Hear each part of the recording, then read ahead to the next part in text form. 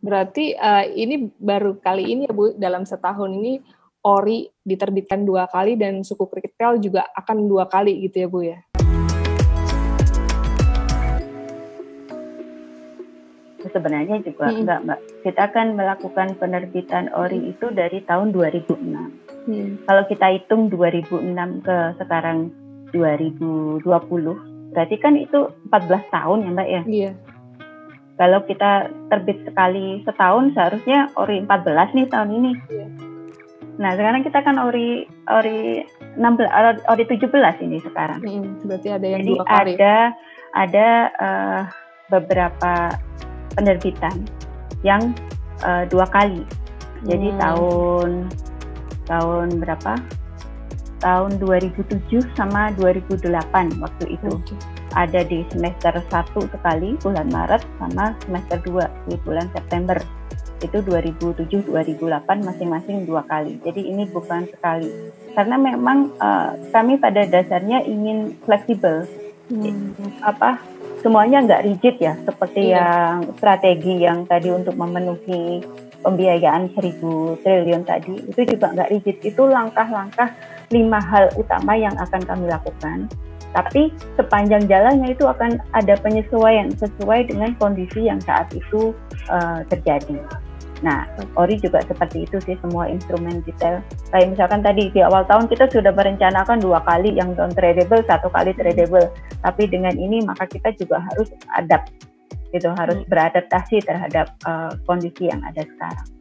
Oke, berarti ini fleksibilitas juga ya menjadi pertimbangan dan animo dari investor ya. Seberapa optimis pemerintah nih melihat partisipasi investor retail di ori 17 ini, Bu?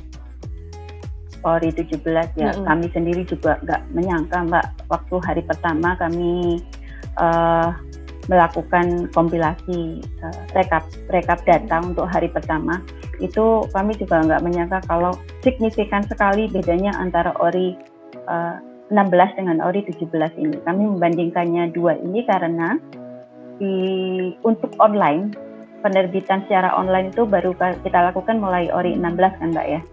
Jadi ini dari hasil penerbitan yang biru ini ori 17, yang oranye ini ori 16. Jadi ini kami bandingkan per hari, cuman ada yang signifikan bedanya ini karena weekend. Biasa kan kalau weekend ada penurunan pemesanan gitu kan.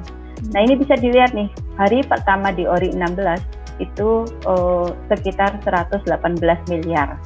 Tapi hari pertama di ori 17 itu langsung 543 miliar gitu. Ini semuanya tiap hari signifikan ini selisihnya gitu.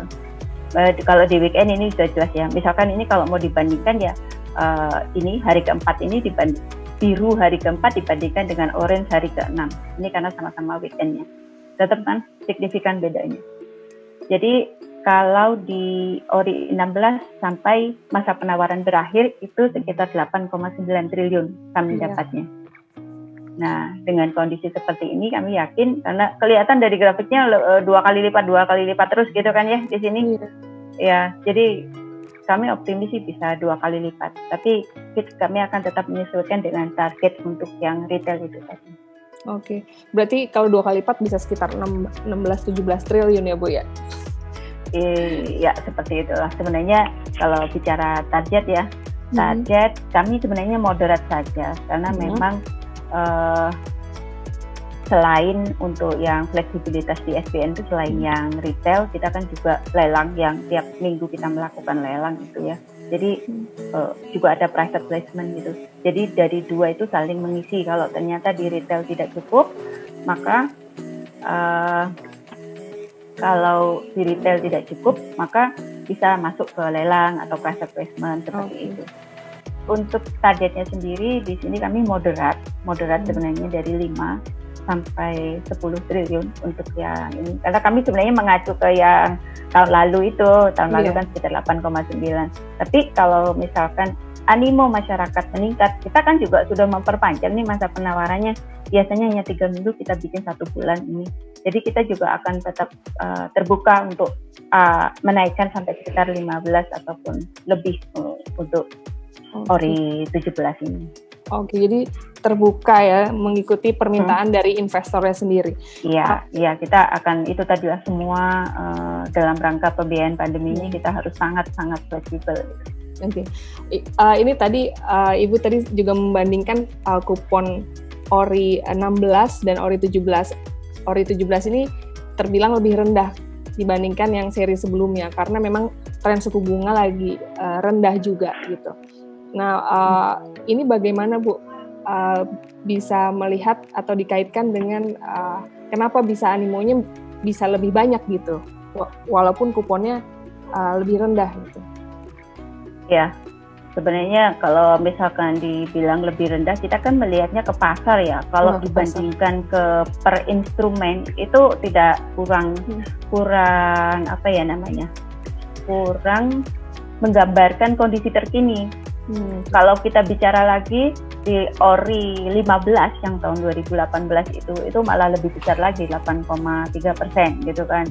Tapi ya udah itu saat itu waktu itu memang suku bunganya memang sedang tinggi gitu. 8,3 itu sebenarnya juga waktu itu wajar, kondisinya wajar. Nah ini kalau saya melihat perbandingan harga ORI, ini kan harganya harga yang publish ya, kadang harga publish dengan harga yang on the counter itu cukup signifikan. Tapi harga publish ini biasanya merupakan rata-rata dari harga yang diberikan oleh semua penjual SPN. Ini bisa kita lihat bahwa dari 3 instrumen yang saat ini outstanding, yang masih ada belum jatuh tempo, itu ada ORI 14, 15, 16. ORI 14 ini sudah mendekati jatuh tempo nanti karena Oktober nanti jatuh temponya. Ini semuanya harganya kalau melihat rata-ratanya itu masih di atas par.